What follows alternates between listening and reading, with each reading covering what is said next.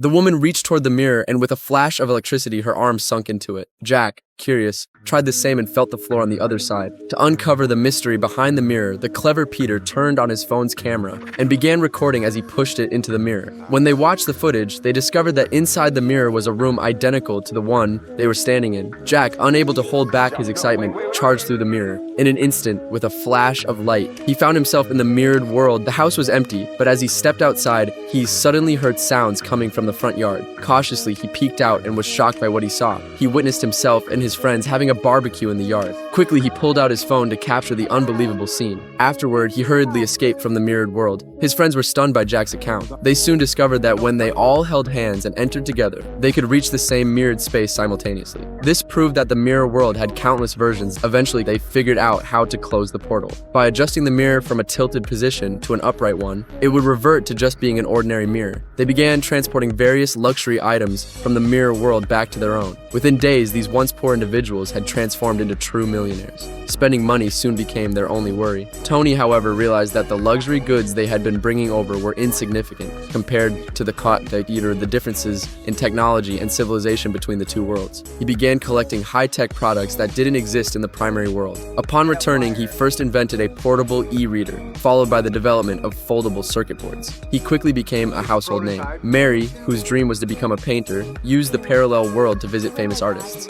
After photographing their works, she returned home and meticulously copied them. Her paintings became wildly popular, with countless galleries eager to host her exhibitions. Meanwhile, Jack spent his days indulging in the company of women, never realizing that this would eventually lead to his demise. Anyone who's dealt with a body knows how hard it is to avoid getting caught by the police. Fortunately, they had the mirror that led to the parallel world. They wrapped up Jack's body and transported it over, then drugged the Jack from the parallel world and brought him back. The next morning, the groggy Jack came downstairs, and Tony excitedly told him that the software they had developed together sold for an astronomical price. Everyone was about to go their separate ways. Even more exciting, a major company had extended a job offer to Jack. He was so thrilled that he rushed out the door without even having breakfast done. But Jack soon realized something was off. His social media accounts were filled with photos of him and his friends, but he couldn't remember when they were taken. He went to Mary, telling her that something was wrong with his memory. For example, this fairy tale book, he distinctly remembered it being about a little girl and her dog, but now it featured a cat. He was on the verge of a breakdown. However, Mary was entirely focused on her art exhibition. The plagiarized works she had copied from the parallel world were receiving great acclaim, but her own original pieces were being completely ignored, leaving her deeply frustrated. Fortunately, Peter showed up to support her. Noticing Mary's distress, he took her home. Mary was filled with regret over her actions, but Peter pulled out some of her earlier paintings, praising her as a naturally gifted artist. The two were drawn to each other, and they decided they had to convince Tony to stop what they had been doing. However, the next morning, when Mary woke up, Peter was gone. Feeling unsettled, she immediately went to Peter's house to check on him. But when she arrived, Peter seemed hostile toward her, which left Mary both confused and angry. Peter accused her of stealing their development work and selling it off for a fortune. This accusation made Mary realize something. This wasn't the real Peter.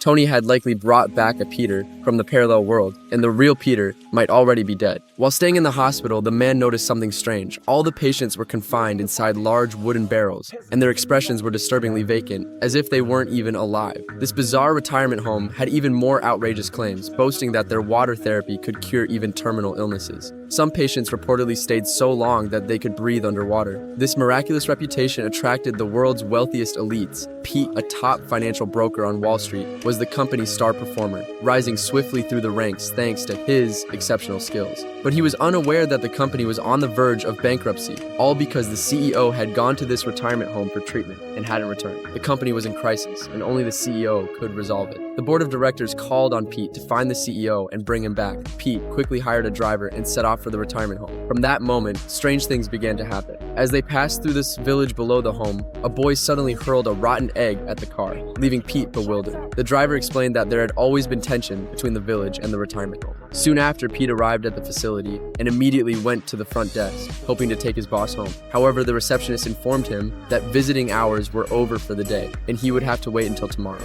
Without thinking too much, Pete simply registered his name and planned to return in the morning to speak with his boss. He decided to head down to the village for the night to find a hotel and return to the home at first light. But on his way down, he was involved in a car accident. Unconscious, Pete was brought back to the retirement home, and when he woke up, he was told that his leg was broken and that he needed to rest. Looking at the cast on his leg, Pete tried to contact his company to explain the situation, but the head doctor assured him that they would handle everything and that he should focus on recovery. Soon after, strange things started happening. His once reliable watch abruptly stopped working, and when he took a sip of water, he found bugs inside the glass. Growing increasingly suspicious, Pete began observing his surroundings more closely. He returned to the front desk to ask the nurse where his boss was, and was informed that the CEO was in the sauna.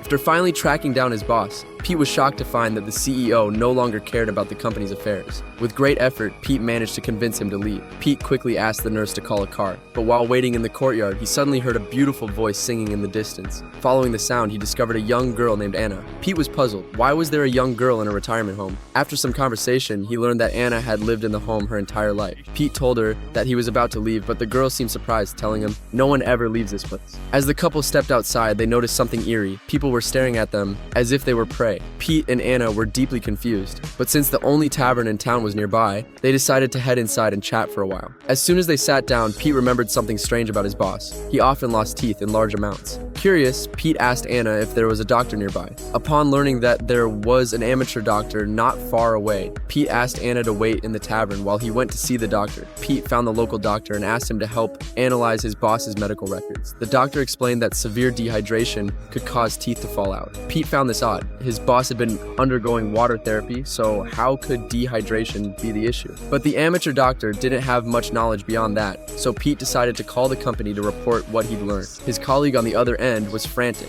demanding to know why Pete had been missing for several days. Pete was even more confused. Hadn't the director of the retirement home told his company what was going on? Realizing he had been lied to, Pete became suspicious of the director. That night, Pete woke up from a nightmare, only to discover that his own teeth had begun falling out. He grabbed the loose teeth and went to see the nurse, who smiled and assured him she would take care of them. As the nurse walked away, Pete secretly checked some medical records and found the location of his boss's treatment. He immediately began searching the facility based on the information he found. To his horror, Pete stumbled upon a secret chamber where people were hanging lifelessly in midair, including his boss. Panicked, Pete fled the scene, but the director caught him. Luckily, at that moment, a new patient arrived at the retirement home, providing Pete the opportunity to escape. He hid inside the car that had brought the new patient and begged the driver to take him down the mountain. Once in town, Pete rushed to the local police station and reported everything. However, the police were skeptical of his story. Pete insisted they call the company to verify what he was saying. The officer poured him a drink and left the room. Pete began to relax slightly, but then he noticed something unsettling. A shelf in the office held medicine bottles with the retirement home's logo on them. Realizing something was wrong, Pete decided to leave, but just as he was about to make his escape, the officer returned, with the director of the retirement home right behind him. A man and his mother drove off the road and crashed into a lake. The mother suddenly had a seizure and was unable to move. Jack tried to unbuckle her seatbelt, but failed several times. In the end, his mother tragically died. Jack suspected something was off about her death because his mother hadn't had a seizure in 6 years, and he noticed blood coming from her ear at the time. Despite Jack's concerns, the doctor insisted that his diagnosis was correct and advised him not to dwell on it too much. Meanwhile, a girl named Mary and her stepsister Anna were taking a boat to their mother's house. As soon as they docked, Mary saw a group of children gathered around something. It was the remains of a crocodile, but only half of it was there lying on the shore. The bizarre way the crocodile had been split in half made Mary uneasy, but she decided to throw it back into the lake. Anna, who often snuck out on her own little adventures, was always causing trouble. That day, she even knocked her front tooth loose. Thankfully, she was at the age where she was losing her baby teeth anyway, so Mary helped her pull it out. Not long after, Mary received her college acceptance letter, but she needed her parents to sign off on her enrollment. She asked her mother for her biological father's death certificate so she could complete the paperwork. Her mother, however, insisted that her stepfather was her real father now,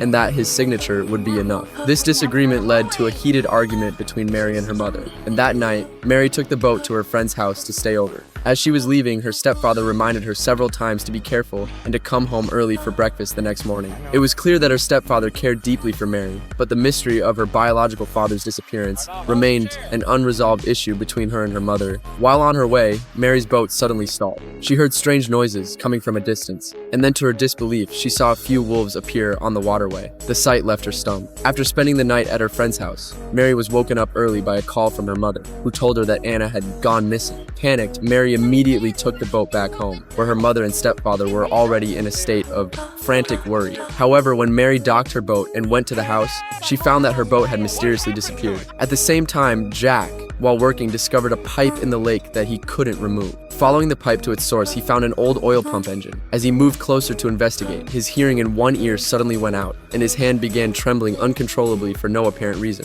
The man discovered that every time the water level of Caddo Lake dropped, his mother would have a seizure. He also remembered that he had experienced a seizure near the pump engine, leading him to believe there was some connection. However, his girlfriend thought Jack had simply inherited his mother's epilepsy and didn't want him to investigate further. The next day, Jack's mother stayed in Anna's room for a long time. Mary tried to comfort her, saying that Anna would come back, but her mother, filled with despair, said that she might not. Mary insisted that just because their father disappeared, it didn't mean he was dead, and the same went for Anna. It didn't mean she wouldn't return. It was then that her mother finally admitted the truth. Her biological father hadn't disappeared. He had abandoned them. This revelation shocked Mary, and she refused to believe her father was that kind of person. However, the most pressing matter was finding her sister. Since Mary felt responsible for Anna's disappearance, she decided she had to find her herself. She headed to the area near the broken bridge where the small boat had been found. There, she noticed a large number of dead moths floating on the water. Since Anna had a fascination with moths, Mary suspected that her sister had followed them that night. She decided to follow the direction the moths had likely taken. As night fell,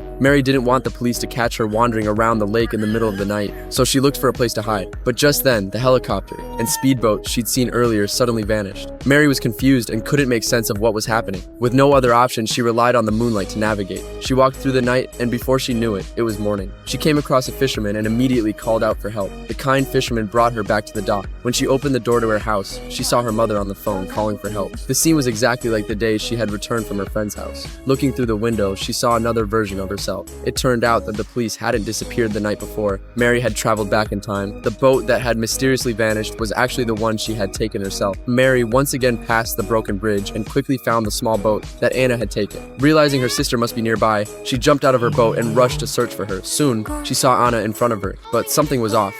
Anna hadn't lost her tooth yet, even though Mary had helped her pull it out before.